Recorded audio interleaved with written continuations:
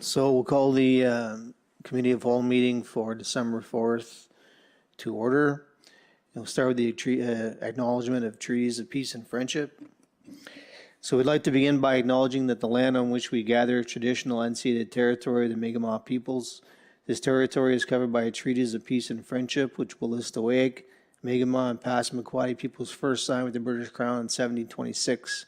Treaties did not deal with surrender of lands and resources, but in fact recognized Mi'kmaq and Wolastoqiyik title and established the rules for what was to be an ongoing relationship between nations. Thank you, Walalan. Next is the oath of office. We do hereby accept the office of council and will diligently, faithfully, and impartially discharge to the best of our ability the duties of the office as may be imposed upon us by law. The motion to adopt the agenda, do we have any changes? If not, can we get a motion? I move that the agenda be accepted as presented. Any seconder? I'll second it. On the question, all those in favor say aye. All those opposed say nay. Motion passed. Statements of conflict of interest, just register with the clerk. Business from the meetings or business from the minutes. Okay, down to council members. Councillor Guitar McDonald. Good evening. My first item that I wanted to discuss was providing a food recycle program, a composter at the seniors building in Beldoon, in the lower part of Beldoon here. I might reach out to the committee that oversees the building to see if they would be interested in sharing it with us, or maybe letting the people in the building use it in their main kitchen area, and, you know, educating them on how to use it and things. But I'd like to reach out to them to see if they would be interested in maybe purchasing one for their building. And maybe they'll seek help from us on setting it up. But I just wanted to bring that up to discussion, see how people feel about that. Anyone? Maybe if I could, Your Worship, maybe just a little bit of clarity for the public on, you know, how much money we're talking and, you know, what's involved, so that people are aware of what we're asking for. Well, they brought those recycle, the program into the village, and individual households purchased them. But where I figured that this was a unit that houses 10 apartments or 8, and I thought that maybe they could set one up in their main kitchen and the residents in that building could use it as a group. And they could you know, they garden in the summer over there and things like that. So I thought that they may be able to coordinate that as well. I just thought maybe they would be interested in having something like that over there. So that's why I think I would like to speak to their committee to see if there would be interest. And with the residents, they may want to know more about it as well. Just from a price point of view, the smaller units are selling for $150 plus tax, and the larger units are $300 plus tax. So if the municipality was to contribute one, we would effectively be donating around that amount of money, depending on what size. For me, we do have 2 seniors home in the village. We also have one up in Jack River. So if we offer to one, do you not think that maybe we should offer it to the second?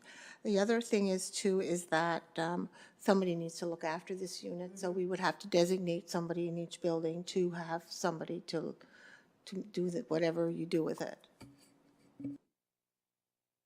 Yeah, I think that the first step should be to maybe, you know, speak to the residents and see if there's even any interest before we would, you know, start looking into that.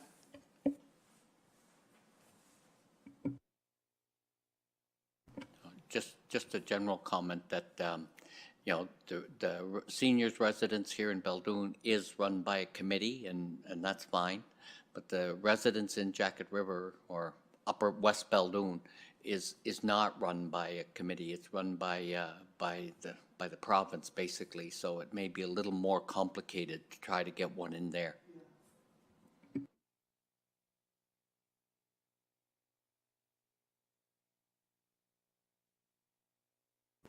The second item that I wanted to discuss was the water and sewer plan for a multi-unit building or housing. I know in Beldoon, we do have several buildings that have more than one living unit in it. I'm not sure how their water and sewage is set up, but maybe if we could, you know, do a little bit more research, we could find out how they do it and maybe designate or get a developer in to see if there's a way that we could do it here so that we could, you know, grab onto some of this government funding that's out there for housing. And if we could had a plan in place with a developer and knowledge about how we could get this water and sewage in place, we may be able to grab onto that. Anyone? Again, Your Worship, that was evaluated by previous council I was on. You know, with that said, at that time, that does not mean the regulations have not changed, but at that time, the most units we could build, say, together, was 4. So that's where the stumbling blocks became an issue, you know, that type of thing. So, you know, I think the first place to start with an inquiry as to what is involved might be with the Planning Commission. So when you said 4 units sharing the same water source and sewage, okay, but we own several parcels of property that we could build on different lots, correct? So it's the Service Commission that we would go to figure this out? If I can jump in here, so as council is aware, there is the regionalized study that's happening right now for housing. So just a real quick update on that, and this might be a kind of a good kicking off point. So KPMG was the consulting firm that was hired to do the regionalized study, and I actually just connected with the manager that's overseeing that study last week. So it was a pretty good, very, very high level conversation, but a pretty good starting point. So he had sort of looked at Beldoon versus the other communities in the Chaleur region. And we just sort of talked about what, you know, the opportunities or, you know, pros and cons with Beldoon. And I guess effectively, without getting into the nitty gritty stuff, but really we wrapped up that conversation where he said, you know, the general thing for him on that, the larger study was, what does Beldoon, you know, what do we want from this original study? And it actually echoed the information I put over to him is exactly what you guys are saying. So, you know, what comes first? Where is it? Do we try to obtain land? Do we try to bring in a developer? Do we look at having engineering done? Like, where does, so the conversation I had with him was, you know, other communities that are similar to Beldoon that have the infrastructure that we have right now, where have they been successful, or what have they done to, you know, start the process properly? So he took that information. I know that they're working on it right now, but I'm hopeful that, you know, as they start to put this stuff out, that maybe there's going to be some starting points laid out for council in that report. Of course, just to sort of reiterate, that report was regionalized for the Chaleur region, after which each municipality was to do their own study independently. So this is kind of building the framework for that. So, I mean, council is more than welcome to deliberate on it, but I do know that there is a couple things in the works right now that might help for a little bit of clarity in the next couple weeks. I hope I'm not over speaking by saying that, but it did sound like they were really progressing on things. So.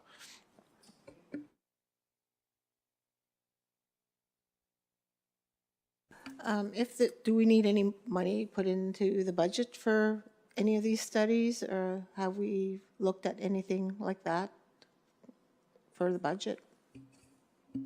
We did commit to the regionalized study. So that one, we did have the funding, which I believe was coming out of the 2023. I'd need to double check on that. For the future studies, for sure, yeah, absolutely. We could at least ballpark, which is kind of how the studies have done in the past. As you guys are aware, we're sort of had a general idea of what other municipalities had spent on the studies. So we can certainly do that to plan for 2024.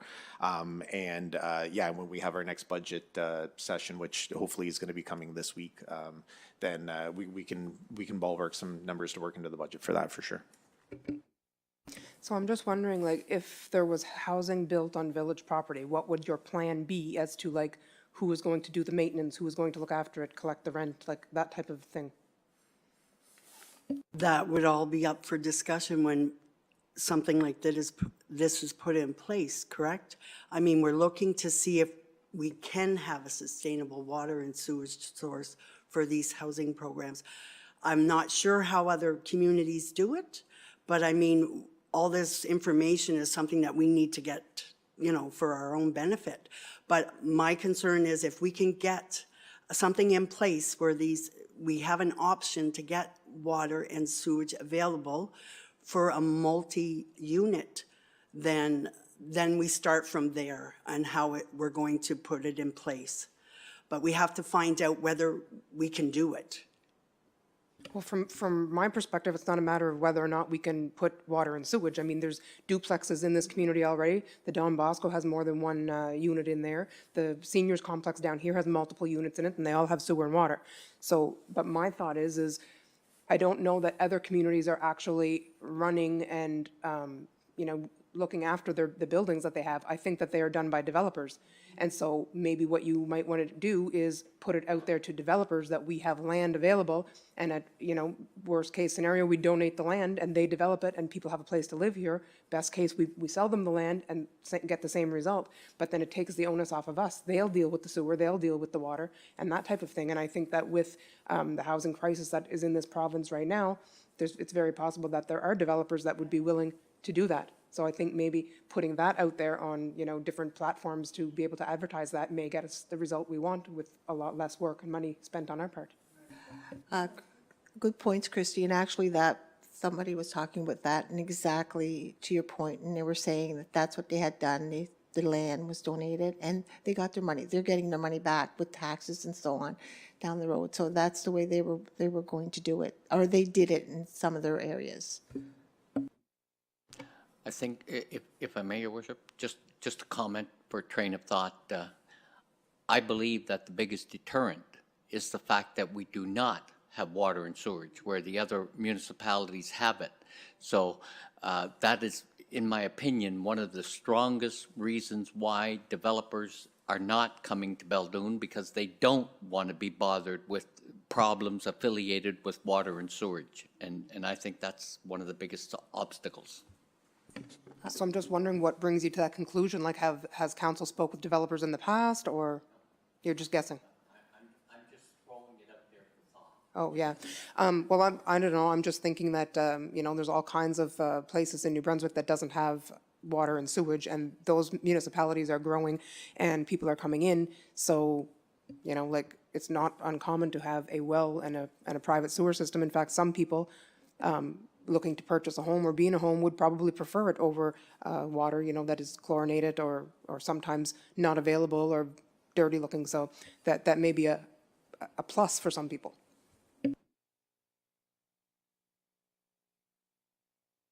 Well, these are all things that we need to look into for sure, definitely.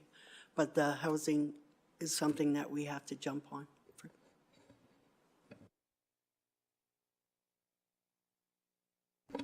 Okay, my final item is discussion. I understand that we have someone overlooking our policies that are in place right now and going over them.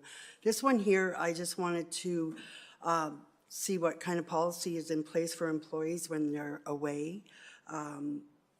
I know other employers, when an employee is away for a period of time, they have to return the property that belongs to the village, and it's given back to them when they return. I'm not sure what policy is in place for us right now, but I just wanted to review that. So I can give a bit of an update on that. So we really don't have a policy. Any policy that we have right now really doesn't capture the specifics that you've got here. The policy, we do have someone reviewing the policies right now, but they're pretty specific policies. It's more about kind of the operational between council and administration, not specifically to administration. I think the policy that the best that I can tell, Marilyn, like going through the policies that we have, I think the one that you're looking to update is one that you actually just recently did in 2021, which I don't think would be a large issue to update that. Like I think that, you know, of course, council's prerogative needs to be advancing policies and bylaws. I mean, that's, if you're not doing that, then you're kind of falling short. So it's a good exercise to go through. I think that something like this is probably pretty easy. We can take a look at that policy. I can send it back out to council. I know that you had your eyes on it fairly recently, but if there's any gaps in it, I do know that from my perspective, there is some gaps that we definitely want to close up. So I really don't think it's going to be that rigorous of a process. I can send out the policies that we have, the HR policies that we have. Council can review them. If there's feedback, if there's certain things that you want captured in it, it's just a matter of getting it back to administration and we clean it up until you're satisfied with what's in there, and then council passes it. So the particular policy that I think that you're looking at, which is sort of specific to administration, is likely one that's not being reviewed by a consultant. It's very easy to get a consultant's eyes on it and have an opinion or reach out to other communities and see how they manage this. That's a very easy exercise for us to do. So I can definitely do some legwork on that. Anyone else? I was just wondering, a couple of questions, actually, like, did you have like a time frame in mind? So if an employee was going to be off for like X period of time, that would come into effect, or? 4 months, some are off for a year. I guess it would depend on the time span and what the reasoning is while they're off. You know, if you're off for a lengthy period of time, you would, in any other employer would request that you leave your property here until you return. Your cell phones, your keys to get in, your whatever, you know, if you're not there, why would you need to come in? You know what I'm saying? I do, but then you run into the part, okay, so say, for example, I'm the employee and I'm going to be off work, let's say 6 weeks. I'm going for surgery, I'm going to be off 6 to 8 weeks. And the cell phone that I have is village property. Well, if I have to turn in that cell phone because I'm going to be off work for 6 to 8 weeks, that means I don't have access to a cell phone, which at that point, I would go out and buy myself a cell phone, and it would be a personal cell phone, and I would not be giving that phone number to my employer, and I would be telling them to keep their cell phone. So you might be shooting yourself in the foot because now that employee has become unavailable to you when they're not directly in the office. That would be my feeling on it. And the other thing is that I feel that, you know, like you're saying that it would depend on the reasoning and why they're off. Like, do we want to put ourselves into a position where they are now having to, like, I don't even think it's legal for them to divulge medical information as to the reasons they're off. So then it's going to come down to whether or not they have a doctor's note, like, would that be it?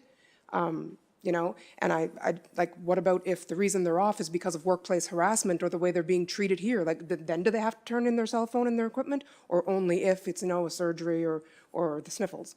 Like, I think that it's very disappointing that this council is more concerned about an employee turning in a cell phone than they are about the way the employees are being treated, the way council is being treated, the way bylaws are not being followed, the way the council is being lied to. I think all of that should come before this policy, but that's just my opinion. This policy needs to be reviewed. That's all I'm trying to say. I don't know why you are coming back with that kind of demeanor to me, like. Oh, it's not directed at you, Marilyn. It's just directed because some of the employees that have been off work, they have been off work because of the mistreatment that they have received in their workplace. So if now you're going to start further punishing them because they've had to go off work because of the way they were treated, I think that's just a double whammy, and it doesn't make us a very good employer. That's all. Not punishing anyone by asking them to leave their keys and their phone or whatever property belongs to the village with the village. Okay, that's your opinion. Anyone else? Well, if we're giving our opinion, to me, it's a no-brainer. I couldn't agree 100% that if an employee is off on sick leave they're not even falling under the village payroll. They are falling under the insurance that they carry with the village for long-term or sick leave or whatever it may be.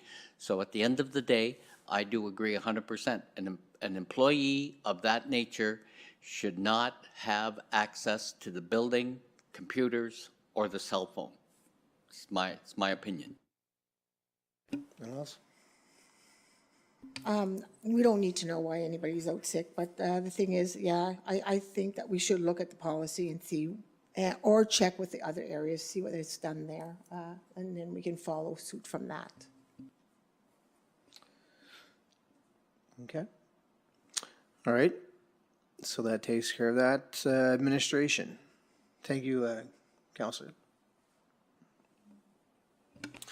Yeah, so the only item that we have under closed session is, we've got a motion there to go, to a closed, in-camera meeting. So can I get a mover for that particular motion to go into the closed session? I move that the closed session 68(1)(c) of the Local Government Act to discuss information that could cause financial loss or gain to a person or the local government, and 68(1)(h), the access to the security of buildings and other structure occupied or used by the local government. Can I get a seconder I'll second it. on the question? All those in favor say aye. All those opposed say nay.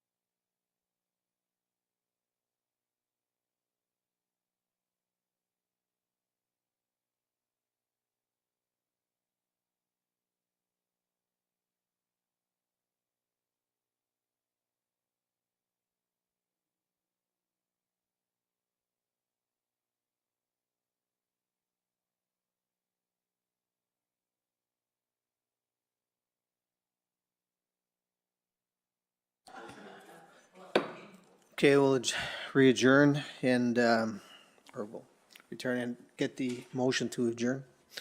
Can I get a motion to adjourn, please? I move that the meeting is adjourned at 7:37. Seconder, 32. I'll second it. on the motion, say aye. All those opposed, say nay. Motion adjourned.